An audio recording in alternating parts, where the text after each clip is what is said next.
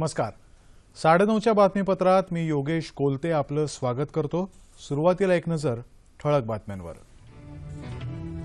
पिण्याच्या पाण्याची टंचाई असलेल्या भागामध्ये प्राधान्याने उपाययोजना राबवा, मुख्यमंत्र्यांचे जिल्हाधिकाऱ्यांना निर्देश.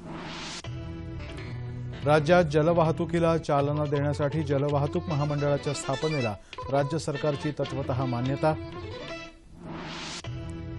कर्जबुडवे उद्योगपती आणि कॉर्पोरेट समूहांवर नियंत्रण तसंच आजारी उद्योगांचं पुनरुज्जीवन करण्यासाठी दिवाळखोरी विधेयक लोकसभेत संमत. सोन्यावर लावलेला 1% अबकारी कर मागे घेण्यात येणार नसल्याचं अरुण जेटली यांच्याकडून लोकसभेत स्पष्ट. सर्वोच्च न्यायालयातल्या सुनावणी दरम्यान नीट परीक्षेला महाराष्ट्राचा कडाडून विरोध, सुनावणी उद्याही सुरू राहणार. देशाचे नवे नौदल प्रमुख म्हणून व्हाईस ॲडमिरल सुनील लांबा यांची नियुक्ती.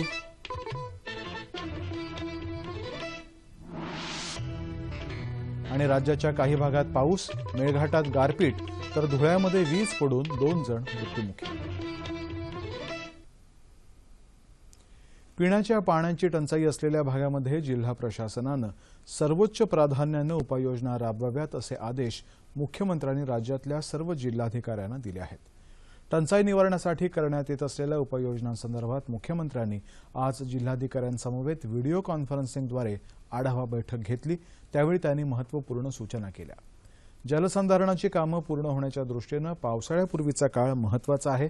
जलयुक्त शिवार, मागेल त्याला शेततळं ही कामं गतिमान करावीत असं मुख्यमंत्री म्हणाले. ज्या जिल्ह्यांमध्ये कृषी सहाय्यक, तंत्रज्ञ आणि भूजल तज्ज्ञ या जागा कमी आहेत त्या ठिकाणी पदभरती करावी असे निर्देशही त्यांनी दिले. अमरावती, यवतमाळ, वाशिम, अकोला, बीड, नांदेड आणि जळगाव या जिल्ह्यांमध्ये गेल्या वर्षीच्या तुलनेत शेतकरी आत्महत्यांचं प्रमाण कमी झाल्याचं निदर्शनाला आलंय. त्यासाठी जिल्हाधिकाऱ्यांनी केलेल्या प्रयत्नांचं मुख्यमंत्र्यांनी यावेळी कौतुक केलं. या बैठकीमध्ये कृषी मंत्री एकनाथ खडसे जळगाव इथून व्हिडिओ कॉन्फरन्सिंगद्वारे सहभागी झाले होते. शासनाच्या विविध निर्णयांची अंमलबजावणी करून आवश्यकता असेल तर जिल्हाधिकाऱ्यांनी जिल्हा स्तरावरती निर्णय घेऊन लोकांना दिलासा द्यावा असं खडसे म्हणाले. राज्यातल्या जेट्टींचा विकास करून जलवाहतूक सुरू करण्यासाठी जलवाहतूक महामंडळाच्या स्थापनेला मुख्यमंत्री देवेंद्र फडणवीस यांनी आज तत्वतः मान्यता दिली. महाराष्ट्र सागरी मंडळाच्या आज मुंबईत झालेल्या बैठकीदरम्यान मुख्यमंत्र्यांनी ही मंजुरी दिली. या निर्णयामुळे राज्यामध्ये प्रवासी फेरीबोट, रोरो सेवा, मालवाहतूक आणि पर्यटनाला चालना मिळू शकेल. राज्यात 400हून अधिक जेट्टी आहेत. त्यापैकी सुस्थितीत असलेल्या जेट्टी, प्रवासी वाहतूक आणि रोरो सेवा यांच्या वापरासाठी खासगी उद्योजकांना द्यायला मान्यता देण्यात आली. नादुरुस्त जेट्टींची दुरुस्ती करून प्रवासी वाहतुकीसाठी त्यांचा वापर करता यावा यासाठी त्या खासगी उद्योजकांना देण्यात येतील. इतर जेट्टींच्या विकासासाठी जलवाहतूक महामंडळाची स्थापना करण्यात येणार असून त्यासाठी सल्लागाराची नियुक्ती करायलाही आज मान्यता देण्यात आली. सागरी मंडळाच्या अखत्यारीतली बंदरं, सागरी किनारे आणि खाड्यांवरती हरित ऊर्जा आणि अपारंपरिक ऊर्जा प्रकल्प कार्यान्वित करायलाही आज मंजुरी देण्यात आली. लाटांपासून ऊर्जा निर्मिती, सौर ऊर्जा आणि पवन ऊर्जा प्रकल्प उभारून या ऊर्जेचा वापर बंदरांवरतीच करता येऊ शकेल. दिवाळखोरी संहिता विधेयक 2016 आज लोकसभेमध्ये संमत करण्यात आलं.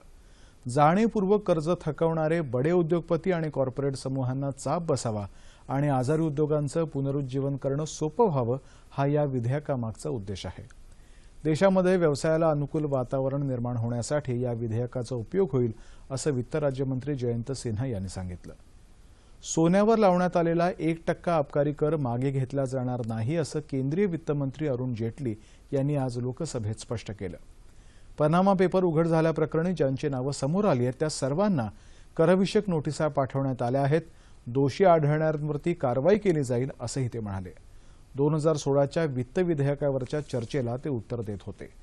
बँकांच्या अनुत्पादित मालमत्ता हा चिंतेचा विषय असल्याचं सांगत या प्रश्नी सरकार लक्ष घालत असल्याचं ते म्हणाले. इतर स्रोतातून आलेलं उत्पन्न कृषी उत्पन्न म्हणून दाखवणाऱ्यांवरती कडक कारवाईचा इशाराही त्यांनी दिला. जगभरामध्ये भारतीय अर्थव्यवस्था वेगाने विकसित होत आहे. यंदा चांगला पाऊस झाला तर या विकासाची गती अधिकच वाढेल. 2016चं वित्त विधेयक सदनामध्ये आज मंजूर करण्यात आलं. देशाच्या अनेक भागात तीव्र पाणीटंचाई असल्यामुळे अनेक औष्णिक वीज निर्मिती प्रकल्पात उत्पादन थांबवावं लागल्याची माहिती केंद्रीय ऊर्जा मंत्री पियुष गोयल यांनी आज लोकसभेत दिली। राज्यसभेत काँग्रेसचे आनंद शर्मा यांनी ऑगस्टा वेस्टलँड हेलिकॉप्टर प्रकरणी भाजपा सदस्य सुब्रमण्यम स्वामी यांना सीबीआय आणि सक्तवसुली संचालनालयाच्या गोपनीय फाईल्समधली माहिती कशी मिळाली असा प्रश्न उपस्थित केला। वैद्यकीय तसंच दंतवैद्यकीय अभ्यासक्रमांसाठी राज्यनिहाय स्वतंत्र प्रवेश परीक्षा घेऊ द्यावी अशी मागणी करणाऱ्या याचिकेच्या सर्वोच्च न्यायालयातल्या सुनावणी दरम्यान महाराष्ट्र सरकारनं केंद्राकडून घेतल्या जाणाऱ्या नीट परीक्षेच्या सक्तीला कडाडून विरोध दर्शवलाय। महाराष्ट्रात या प्रवेशासाठी घेण्यात येणाऱ्या राज्यस्तरीय परीक्षेचा अभ्यासक्रम आणि केंद्रीय स्तरावर घेण्यात येत असलेल्या नीट या सामायिक परीक्षेचा अभ्यासक्रम यामध्ये फरक असल्यामुळे विद्यार्थ्यांना हे त्रासदायक ठरणार आहे। राज्याच्या परीक्षेसाठी विद्यार्थ्यांनी मोठ्या संख्येनं मराठी माध्यमाचा पर्याय स्वीकारला आहे। त्यांना नीट परीक्षेच्या निर्णयामुळे मोठा फटका बसणार असल्याचंही ज्येष्ठ वकील श्याम दिवाण यांनी राज्य सरकारची बाजू मांडताना सांगितलं। नीटमधून यावर्षी वगळण्याची राज्य सरकारची विनंती न्यायालयानं अमान्य केल्यास शेवटचा पर्याय म्हणून ज्या विद्यार्थ्यांनी 1 मे रोजी नीटची परीक्षा दिली आहे अशा विद्यार्थ्यांना 24 जुलै रोजी होणाऱ्या नीटच्या दुसऱ्या टप्प्यातल्या परीक्षेला पुन्हा बसू द्यायची परवानगी द्यावी असंही दिवाण यांनी सांगितलं आहे। या संदर्भातली पुढची सुनावणी उद्या होणार आहे। राज्यातल्या सर्व सरकारी आणि खासगी महाविद्यालयातल्या वैद्यकीय अभियांत्रिकी आणि औषध निर्माणशास्त्र अभ्यासक्रमांच्या 2016-17 या शैक्षणिक वर्षासाठीच्या प्रवेशाकरता सामायिक प्रवेश परीक्षा म्हणजेच MHCETची परीक्षा आज शांततेनं पार पडली। एकूण 4,09,260 विद्यार्थ्यांनी 1,056 केंद्रांवरती आज ही परीक्षा दिली। व्हाईस ॲडमिरल सुनील लांबा यांची नवे नौदल प्रमुख म्हणून नियुक्ती करण्यात आली आहे। ॲडमिरल RK धोवान यांच्याकडून 31 मे रोजी ते पदाची सूत्र स्वीकारतील। संरक्षण मंत्रालयाच्या प्रवक्त्यानं आज नवी दिल्लीत ही माहिती दिली। नौदलाचे 23वे प्रमुख म्हणून पदभार ग्रहण करणारे लांबा सध्या नौदलाच्या पश्चिम विभागात flag officer commanding in chief म्हणून कार्यरत आहेत।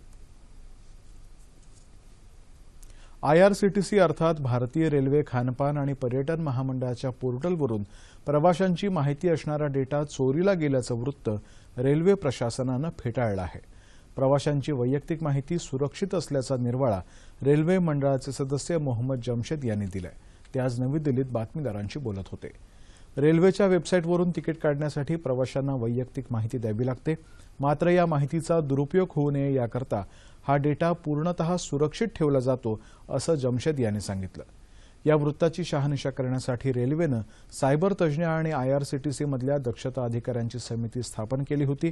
या समितीनं सादर केलेल्या प्राथमिक अहवालानुसार प्रवाशांची माहिती चोरीला गेलेली नाही, ती सुरक्षित असल्याचं जमशेद म्हणाले। तसंच यावर रेल्वेचं बारकाईनं लक्ष आहे असंही त्यांनी सांगितलं।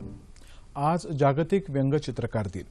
कधी निखळ हसवणारी, कधी विडंबनात्मक, कधी उपहासात्मक तर कधी टीकेची झोड उठवणारी व्यंगचित्र।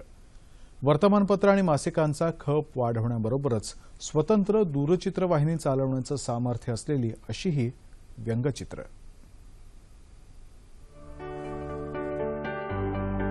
आज जागतिक व्यंगचित्रकार दिन। 5 मे 1895 रोजी द येलो किड या पहिल्या रंगीत कार्टूनचं अर्थात व्यंगचित्राचं सादरीकरण झालं। तेव्हापासून 5 मे हा जागतिक व्यंगचित्रकार दिन म्हणून साजरा केला जातो। आपल्या संस्कृतीचं प्रतिबिंब व्यंगचित्रांच्या माध्यमातून साकारणाऱ्या व्यंगचित्रकारांच्या सन्मानाप्रित्यर्थ हा दिवस साजरा केला जातो। कॉमन मॅनच्या रूपात घराघरात पोहोचलेले RK लक्ष्मण, हरिश्चंद्र शुक्ल, सुधीर दर, अबू अब्राहम, OV विजयन, पुथुकोडी नायर, विजय सेठ, परेश नाथ, मारिओ मिरांडा, K शंकर पिल्लई, विकास सबनीस, मंगेश तेंडुलकर अशा अनेक दिग्गज व्यंगचित्रकारांनी आपापली शैली जपत समाज मनावर अधिराज्य केलं आणि अजूनही करतायत। दिवंगत बाळासाहेब ठाकरे हे या मानदियाळीतलं आवर्जून उल्लेख करावा असं नाव। माणसाच्या व्यक्तिमत्वातल्या वैशिष्ट्यांचं सादरीकरण करतात ती व्यंगचित्र। प्रसंग, विविधांगी भाव यांचं वर्णन करणाऱ्या शेकडो शब्दांचं मार्मिक रेखाटन म्हणजे व्यंगचित्र।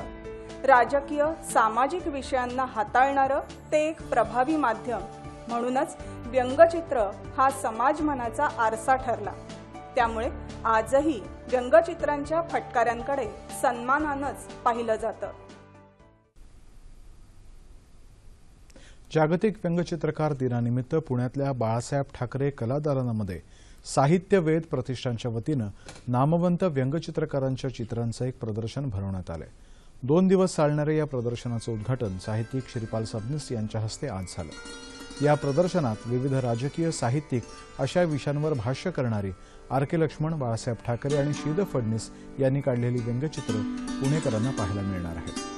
जागतिक व्यंगचित्रकार दिनाचं औचित्य साधत विदर्भ कार्टुनिस्ट असोसिएशनच्या वतीनंही आज नागपूरच्या शासकीय चित्रकला महाविद्यालयामध्ये 1 दिवसीय व्यंगचित्रकार संमेलनाचं आयोजन करण्यात आलं होतं। यानिमित्त देशभरातून 15 व्यंगचित्रकारांनी विविध विषयांवरती चर्चा तसंच अनुभव कथन केलं।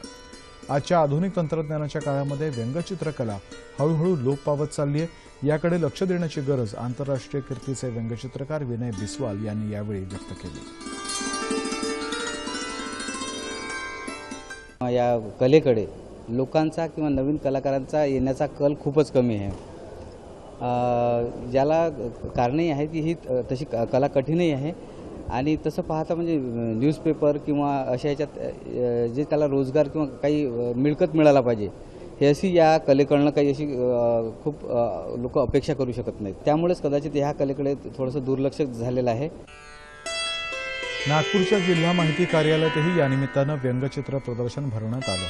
माहिती संचालक मोहन राठोड यांच्या हस्ते या प्रदर्शनाचं उद्घाटन झालं। 2 दिवस चालणाऱ्या या प्रदर्शनामध्ये 150 व्यंगचित्रकारांच्या विविध चित्रांचा समावेश आहे।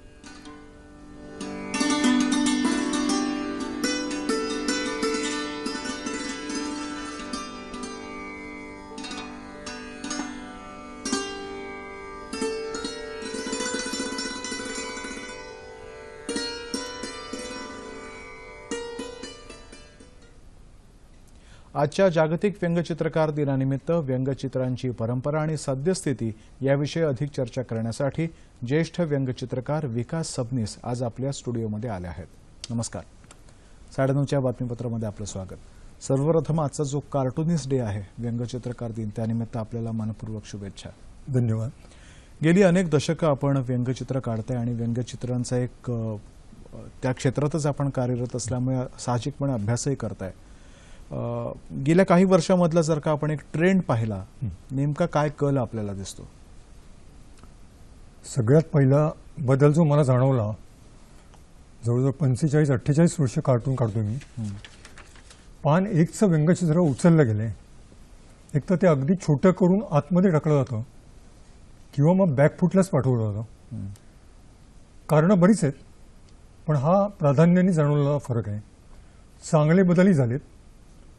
डिजिटल तंत्रज्ञान आल्यामुळे कलर कार्टून्स आणि ती पण आधुनिक तंत्रज्ञानाच्या सहाय्याने कार्टून करण्याचा एक नवीन पायंडा पडायला लागला आहे। तो खूप चांगला वाटतोय मला। त्यामुळे नव्या जनरेशनचे जे कार्टुनिस्ट आहेत ते रंगांचा वापर कॉम्प्युटर माध्यमातून अतिशय सुरेख पद्धतीने करतात आणि मला वाटतं हा एक चांगला आणि सकारात्मक बदल आहे। खरं, संगणकाचा तुम्ही उल्लेख केला, तर संगणकाच्या मदतीने अनेक जादूच खरं म्हणजे करता येते, पण मुळात ब्रशने चित्र काढण्याची, व्यंगचित्र काढण्याची जी कला आहे तीही याही पुढच्या काळामध्ये तितक्याच सकसपणे टिकून राहील। 100%। तुम्ही कल्पना अशी करा, रात्रीचं डिनर तुम्ही घेता, भात, भाजी, पोळी, आमटी। एक दिवस डॉक्टर म्हणले नाही, डिनरच्या ऐवजी तुम्हाला मी कॅप्सूल देतो डिनरची, सगळे विटॅमिन्स मिळतील, हॅपी व्हाल का हो तुम्ही? नाही होणार। भाताची जी मजा आहे, आमटी भुरडण्यात जी मजा आहे, भाजी तोंडी लावण्यात जी मजा आहे आणि चटणीचा आस्वाद घेण्यात जी मजा आहे, तो जो फरक आहे कॅप्सूल आणि भोजनाची थाळी यात, तोच फरक मेकॅनिकल काम आणि मॅन्युअल काम याच्यात आहे। कदाचित असं असू शकेल की मी गेली 48 वर्ष मॅन्युअली करत असल्यामुळे मला त्याचं व्यसन लागलंय आणि मी ॲडिक्ट झालोय, पण रिअली आय एन्जॉय दॅट। खूप मजा येते त्यात। खरं, आणि तुम्हाला अगदी बाळासाहेबांपासून ते विविध लोकांसोबत काम करण्याची संधी मिळाली। महाराष्ट्राला तशी परंपरा पण खूप मोठी आहे, त्याबद्दल काय सांगाल? मला वाटतं मी खूप भाग्यवान आहे। बाळासाहेबांनी जो कुंचला खाली ठेवला, त्यानंतर काही काळ राज ठाकरेंनी त्यांचा वारसा पुढे चालवण्याचा एक खूप चांगला प्रयत्न केला। झालं असं की राज पण राजकारणात खूप पुढे जायला लागले, त्यांना बिझी व्हावं लागलं आणि मग कार्टून काढायचे कोणी? एक दिवस बाळासाहेबांनी मला बोलवलं, ते म्हणजे याच्यापुढे मार्मिकची रविवारची जत्रा आणि कवरचं कार्टून हे तू करायचंस. बाळासाहेबांचा आदेश तर पाळायलाच पाहिजे मला, आणि तशी माझी गुरुच होते ते. त्यांच्यामुळे मी आज व्यंगचित्र क्षेत्रात आहे. आणि मला वाटतं एक निसर्गाने आणि परमेश्वराने मला दिलेली एक संधी होती ती, मी ती स्वीकारली. सांगायला अतिशय आनंद वाटतो. 12 वर्ष काम केलं. बाळासाहेबांनी माझ्या कामात एकदाही हस्तक्षेप केला नाही. फुल फ्री हँड दिला मला. आणि याच्या पुढे जाऊन त्यांनी मला वेळोवेळी ॲप्रिशिएट केलं. एखादं कार्टून आवडलं तर ते आवर्जून सांगत मला की विकास, मला हे तुझं कार्टून खूप आवडलं. आणि मला वाटतं त्यांची जी साथ मिळाली त्याचमुळे तो पुढचा प्रवास अतिशय उत्तम प्रकारचा करू शकलो मी. आणि जे तुमचे समकालीन व्यंगचित्रकार होते त्यांच्याबद्दलच्या आठवणी, त्यांची शैली, याच्याबद्दल काय सांगाल? माझे एक समकालीन आणि माझे चांगले मित्र, खरं म्हटलं तर समकालीन म्हणण्यापेक्षा ज्येष्ठ मित्र म्हणता येईल, मारिओ मिरांडा. अतिशय भिन्न शैली, इलस्ट्रेशनच्या अंगाने जाणारी, इलस्ट्रेशनमधला मास्टर माणूस, पण व्यंगचित्रकलेचा पारंगत, अप्रतिम शैली, अतिशय हटके. वास्तविक आमच्या दोघांच्या शैलीत जमीन अस्मानाचा फरक. मी ब्रशनी काम करणारा माणूस, मारिओ पेननी काम करणारी. पण आमच्या तारा एवढ्या जुळल्या ना की काय विचारू नका. मी सांगायचं आणि मारिओने ऐकायचं. पुण्याला मराठी व्यंगचित्रकारांचं संमेलन होतं. त्यावेळी मला मराठी व्यंगचित्रकारांकडून आग्रह झाला की विकास, मारिओला आणता येईल का? म्हटलं आपण शब्द टाकूया. तुम्हाला आश्चर्य वाटेल, मारिओकडे शब्द टाकला मी आणि मारिओने एकही आडेवेडे न घेता कुठल्याही प्रकारचे अतिशय मनापासून तयार झाले आणि मला माझ्या शब्दाला मान दिला त्यांनी. इतकं आमचं नातं होतं. खूप छान शैली, अतिशय उत्तम प्रकारे कार्टूनला त्यांनी एक वेगळं हे दिलं, परिमाण दिलं. ते म्हणजे भिंतीवरचं ज्याला म्हणतो ना आपण म्युरलच्या माध्यमातून त्यांनी कार्टून्स केली. आणि आजही त्यांची काही हॉटेल्समध्ये म्युरल्स पाहायला मिळतात. ही त्यांची खासियत होती. खरं. आणि तसंही आर्केनने एक कॉमन मॅनला एका वेगळ्या उंचीवर नेऊन ठेवलं. उत्तम उत्तम, अतिशय सुरेख. कॉमन मॅनला अनकॉमन बनवलं ते आर्केने. आणि मी आर्केना खास धन्यवाद अशासाठी देतो की टाइम्स ऑफ इंडियाला जर लक्ष्मण पहिल्या पानावर आहेत तर आपल्या पेपरला दुसरा कार्टूनिस्ट का असू नये मराठी, हा एक विचार रुजला. आणि मला वाटतं लक्ष्मणनी ते खूप मोठं काम केलं की पायंडा पाडला आणि एक पायवाट करून दिली आम्हाला. माझ्यासारख्या नंतरच्या पिढीला एक रोजीरोटी उपलब्ध करून दिली लक्ष्मणनी, की ज्याच्यामुळे मी आजपर्यंत 70 सालापासून आजपर्यंत पूर्ण वेळ व्यंगचित्रकार म्हणून चरितार्थ करू शकलो आणि सन्मानाने जगू शकलो. म्हणून लक्ष्मणला मी सलाम करेन. खरं. कॉमन मॅनला अनकॉमन केलं त्यांनी. पण व्यंगचित्रकार म्हणताना एक तो कुठेतरी एक विनोदाच्या अंगाने जातो क्वचित, पण मुख्यत्वे एक भाष्य करणारं अशीच एक व्यंगचित्रकारांची ओळख असते. त्याच्याबद्दलच्या काही आठवणी आपल्याला सांगता येतील का? नक्कीच. राजकीय व्यंगचित्रकार म्हणून माझा जो करिअरचा काळ आहे त्यात 80चं दशक हे गोल्डन टाईम होता. क्युबामध्ये आंतरराष्ट्रीय कम्युनिस्ट कॉन्फरन्स होती आणि मुंबईचे कम्युनिस्ट नेते श्रीपाद अमृत डांगे मुंबईहून क्युबाला जाणार असा एक त्यांचा प्रोग्राम होता. त्यांची जी फ्लाईट होती ती मुंबई, मॉस्को आणि हवाना. बातमी एकदा सकाळी अशी आली, कॉम्रेड डांगेंचं विमान चुकलं कारण रशियन व्हिसा मिळाला त्यांना उशीर झाला. Comrade Dange missed his flight. तर कार्टून मी असं काढलं, मॉस्कोच्या विमानतळावर कॉम्रेड डांगे उभे आहेत, त्यांच्या बॅगेवर टॅग आहे मुंबई, मॉस्को आणि हवाना. बॅग घेऊन उभे आहेत. विमानाने टेक ऑफ घेतलंय. डांगे जमिनीवरच आहेत. विमानाने टेक ऑफ घेतलाय. इल्युशन म्हणून रशियन विमान आहे एरोफ्लोटचं, ते टेक ऑफ घेऊन गेले, धूर सोडते आणि डांगे चरफडत उभे आहेत. इतक्यात रशियाचे तेव्हाचे अध्यक्ष ब्रेझनेव विमानाची शिडी घेऊन धावत येत आहेत आणि डांगेंच्या पुढे उभी करतात शिडी आणि म्हणतायत, sorry mister Dange, I am late. Flight निघून गेली. त्या शिडीवर मी लिहिलं रशियन व्हिसा. पूर्ण राजकीय व्यंगचित्र तयार झालं एका बातमीतनं. खरं. तर या पद्धतीने आपल्याला भाष्य करता येतं. किंवा युद्धग्रस्त स्थिती असते खरं, त्याही वेळेस काहीतरी व्यंगचित्रकार एक असं मार्मिक भाष्य करून जातो. नक्कीच. मला आठवते 81 साली अफगाणिस्तानात रशियाने 1 जानेवारी 1981ला बरोबर, अगदी सांगायचं तर, फौजा घुसवल्या होत्या. आणि रशियाचा खाक्यात आपल्याला सगळ्यांना माहिती आहे की एकदा रशिया गेला किंवा अमेरिका गेली, कुठली सुपर पॉवर गेली एखाद्या देशात की तो देश सोडत नाही. ते या ठिकाणी तेच झालं. मिड डे नावाच्या वृत्तपत्रात मी स्टाफ कार्टुनिस्ट होतो. आणखीन डेडलाईन माझी 9ची होती. 9 वाजता व्यंगचित्र द्यायचं. ज्या दिवशी हे झालं, रशियन फौजा घुसल्या, त्या दिवशी पेपर वाचला, कार्टून काढलं. पोचायला मला उशीर झाला थोडा. कार्टून सांगतो तुम्हाला काय होतं. मॉस्को काबूल दोन निरनिळ्या दिशा. मॉस्कोकडून रणगाडा निघाले, आतमध्ये ब्रेझनेव बसलेत आणि काबूलकडे रणगाडा चाललाय. रणगाड्यावर लिहिलंय रशियन अतिक्रमण. बाजूला बोर्ड आहे वन वे, फक्त काबूलकडे जाणारा रस्ता वन वे, यायला रस्ता नाहीये. आणि ब्रेझनेव रणगाडा चालवत आहेत, आत जात आहेत.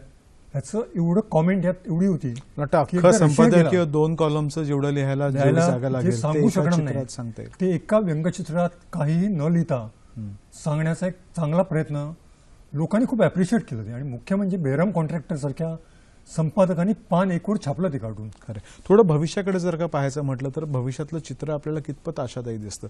जर काही तरुण मुलं या क्षेत्रामध्ये येऊ इच्छित असतील, आपण त्यांना काय सल्ला द्याल? नक्कीच चॅलेंजिंग आहे, खडतर रस्ता आहे, मात्र इच्छा तीव्र असेल आणि ध्यास असेल तर जरूर यावं. फक्त एकदम पाऊल ठेवू नये, एकदम प्रोफेशन म्हणून स्वीकारू नये, कारण ते अतिशय कठीण आहे. मला स्थिर व्हायला 48 वर्ष जावी लागली. मी एकच सांगेन त्यांना की तुम्ही स्ट्रॉंग करा, ड्रॉइंग अतिशय चांगलं करा, सेन्स ऑफ ह्युमर वाढवा, भाष्य करण्याची क्षमता, ती जी काही विजन आहे ती डेव्हलप करा, वाचन करा, भरपूर लोकांना भेटा आणि बस समृद्ध व्हा सगळ्या दृष्टीने. मग अवघड काहीच नाही. मात्र एक आहे, शॉर्टकट नाही या क्षेत्रात. जर तुम्हाला यायचं असेल तर तुम्हाला थांबावं लागेल आणि थांबायची तयारी असेल तर आणि तरच या क्षेत्रात या. पैसा हा एक आणखीन वेगळा विषय आहे. प्रत्येकाच्या कॅपॅसिटीप्रमाणे त्याला मिळतो. आर के लक्ष्मण एवढा पगार कदाचित दुसऱ्या व्यंगचित्रकाराला नसेल. प्रत्येकाचं कुवत वेगळी, पण ते तुम्ही वाढवा, तुम्हाला नक्की मिळेल. आणि मला खात्री आहे की या कलेला येणाऱ्या काळात चांगली संधी आहे. खरं. विकासजी, मला वाटतं तुम्ही काढलेली 2 व्यंगचित्र आपण आता पाहूयात. मला वाटतं आजच्या दिवसाच्या निमित्ताने त्या चित्रांकडे आपण पाहूयात. फुटलेली जलवाहिनी. 2 वेगवेगळ्या बातम्या, एक राष्ट्रीय आणि एक आंतरराष्ट्रीय. खरं. याचं कॉम्बिनेशन कसं केलं जातं बघा. म्हणजे आणि हे मला वाटतं इंग्लंडचं अस्ताला जाणारं साम्राज्य आहे. राजपुत्र, इंग्लंडचे राजपुत्र जेव्हा मुंबईत आले ते डबेवाल्यांना भेटले. तर याच्यावर मी पहिला कॉमेंट करतो. तर जेव्हा हे व्यंगचित्र मार्मिकच्या कव्हरला आलं ते येईपर्यंत मला कल्पना नाही की याचं नेमकं इंटरप्रिटेशन कसं होतं. पण मला अनेकांचे फोन आले, त्यामुळे तुम्हाला कल्पना आहे का तुम्ही काय काढले ते. इंग्लंडचा 150 वर्षाचा इतिहास एका व्यंगचित्रात मांडलाय तुम्ही. खरं. मग ईस्ट इंडिया कंपनी आल्यापासून हाँगकाँग ब्रिटिशांच्या दव्यातनं जाईपर्यंत हा प्रवास तुम्ही एका व्यंगचित्रात केलाय, आणि ते म्हणजे ते व्यंगचित्र. खरं. ही अशी ताकद असणारे तुमच्यासारखे व्यंगचित्रकार या सगळ्यांनाच सह्याद्री वाहिनीचा मनापासून सलाम. आणि आपण इथे आलात आणि आमच्याशी या महत्त्वाच्या विषयावरती ही जी चर्चा केली याबद्दल धन्यवाद. धन्यवाद योगेश. आणि आता वळूया या पुढच्या बातम्यांकडे. देशातल्या पहिल्या आंतरराष्ट्रीय क्रीडा मेळाव्याचं उद्घाटन आज पुण्यामध्ये क्रिकेटपटू रोहित शर्मा आणि नेमबाज गगन नारंग यांच्या हस्ते झालं. पुण्यातल्या सिंचन नगर इथल्या कृषी महाविद्यालयाच्या मैदानावरती आयोजित या क्रीडा मेळाव्यामध्ये क्रीडा साहित्य, पर्यटन उद्योग, करिअर मार्गदर्शन असे विविध प्रकारचे 200 स्टॉल्स उभारण्यात आले आहेत. महाराष्ट्र प्रदेश युवा काँग्रेसचे अध्यक्ष विश्वजित कदम, क्रीडा समीक्षक सुनंदन देले आणि इतर यावेळी उपस्थित होते. पुणे शहरातूनच आपल्या राष्ट्रीय स्तरावरच्या कामगिरीला सुरुवात झाली असं मनोगत रोहित शर्मानं यावेळी व्यक्त केलं. अशा प्रकारच्या क्रीडा मेळाव्यांमुळे सर्व प्रकारचं क्रीडा साहित्य एकाच छताखाली मिळू शकल्यानं क्रीडाप्रेमी आणि खेळाडूंना त्यांचा लाभ होईल असंही तो म्हणाला. हा मेळावा येत्या 8 मेपर्यंत क्रीडा रसिकांसाठी खुला राहील. अहमदनगर नगरपालिकेचे माजी नगराध्यक्ष शंकरराव हरिभाऊ घुले यांचं आज हृदयविकाराच्या तीव्र धक्क्यानं निधन झालं. ते 80 वर्षांचे होते. कष्टकरी आणि हमाल मापाड्यांचा आधारवड असलेले शंकरराव घुले हमाल पंचायतीचे राज्य उपाध्यक्षही होते. त्यांच्या निधनाची बातमी कळताच मार्केट यार्ड भागातले संपूर्ण व्यवहार आज बंद ठेवण्यात आले. त्यांचं पार्थिव काही काळ हमाल पंचायत भवनमध्ये अंतिम दर्शनासाठी ठेवण्यात आलं होतं. त्यानंतर अमरधाम स्मशानभूमीत त्यांच्या पार्थिवावर अंत्यसंस्कार करण्यात आले. मध्य प्रदेशातल्या उज्जैन इथं सुरू असलेल्या कुंभमेळ्यादरम्यान आज आलेल्या वादळी वाऱ्यामुळे अनेक तंबू उखडून झालेल्या चेंगराचेंगरीमध्ये 6 जणांचा मृत्यू झालाय. अनेक ठिकाणी वावटळ आल्यानं भाविकांमध्ये एकच घबराट उडाली. या घटनेमध्ये सुमारे 40 जण जखमी झाल्याचं वृत्त आहे. जिल्हा प्रशासनानं मदत कार्य सुरू केले. जखमींवर निरनिराळ्या रुग्णालयांमध्ये उपचार सुरू आहेत. पंतप्रधान नरेंद्र मोदी यांनी या घटनेबद्दल शोक व्यक्त केलाय. सर्व साधू महंत आणि यात्रेकरू आणि पर्यटकांच्या सुरक्षेबद्दल प्रार्थनाही केली आहे. आणि आता बातमी हवामानाची. एकीकडे उष्णतेची लाट असताना राज्यातल्या काही भागांमध्ये आज गारांसह पाऊस झाला. अमरावती जिल्ह्यातल्या दुर्गम भाग असलेल्या मेळघाटामध्ये आज दुपारी गारांसह मुसळधार पाऊस पडला. काटकुंभ, चुरणीसह आजूबाजूच्या गावामध्ये पाऊस झाला. त्यामुळे या भागातल्या हवामानात गारवा निर्माण झाल्यानं नागरिकांना तात्पुरता दिलासा मिळाला. अमरावती जिल्ह्यातल्या मोर्शी, धामणगाव, नांदगाव, खंडेश्वर आणि चिखलदरा या 4 तालुक्यातही गारपीट झाली. धुळे जिल्ह्यातल्या सिंदखेडा तालुक्यातल्या देगाव इथं शेतात काम करताना एका शेतकऱ्याचा तर धुळे तालुक्यातल्या बेहेड गावात एका महिलेचा वीज पडून मृत्यू झाला. बुलडाणा जिल्ह्यामध्ये काही ठिकाणी पाऊस झालाय तर अकोला आणि धुळ्यात काही भागात तुरळक ठिकाणी पाऊस पडलाय. जळगावमध्ये वादळी वाऱ्यासह रिमझिम पाऊस झाला. नागपुरातही आज पाऊस पडला. गडचिरोलीमध्ये संपूर्ण जिल्ह्यामध्ये वादळी वाऱ्यासह आज जोरदार पाऊस झाला. त्यामुळे काही भागामध्ये वीज पुरवठाही खंडित झाला. चंद्रपूरमध्ये ताडोबा अंधारी व्याघ्र प्रकल्पाच्या क्षेत्रामध्ये वादळी वाऱ्याचा जोरदार फटका बसला. आणि आता हवामानाचा अंदाज. येत्या 24 तासांमध्ये दक्षिण मध्य महाराष्ट्र आणि मराठवाड्यातल्या जिल्ह्यांमध्ये तुरळक ठिकाणी मेघगर्जना आणि गारांसह पाऊस होण्याची शक्यता आहे. विदर्भातही मेघगर्जनेसह पावसाची शक्यता आहे. आणि आता तापमान अंश सेल्सिअसमध्ये. मुंबई कमाल 34 आणि किमान 27, नागपूर 40 आणि 23, पुणे 39 आणि 24, औरंगाबाद 39 आणि 26, नाशिक 39 आणि 22, कोल्हापूर 38 आणि 23, रत्नागिरी 34 आणि 26, सोलापूर 41 आणि 26 आणि अमरावती कमाल 39 आणि किमान 24 अंश सेल्सिअस. शेवटी एक नजर पुन्हा एकदा ठळक बातम्यांवर. पिण्याच्या पाण्याची टंचाई असलेल्या भागात प्राधान्यानं उपाययोजना राबवा. मुख्यमंत्र्यांचे जिल्हाधिकाऱ्यांना निर्देश.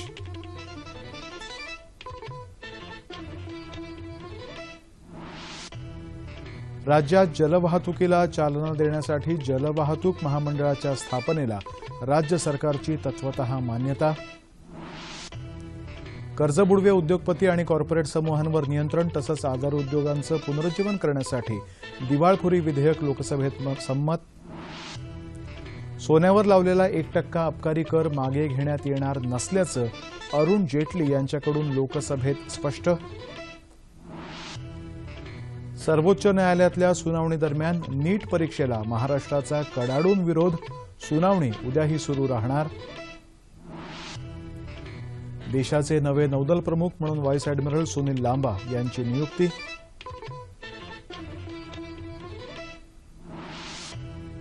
आणि राज्याच्या काही भागात पाऊस, मेळघाटात गारपीट तर धुळ्यामध्ये वीज पडून 2 जण मृत्युमुखी. वाहिनीवर नमस्कार.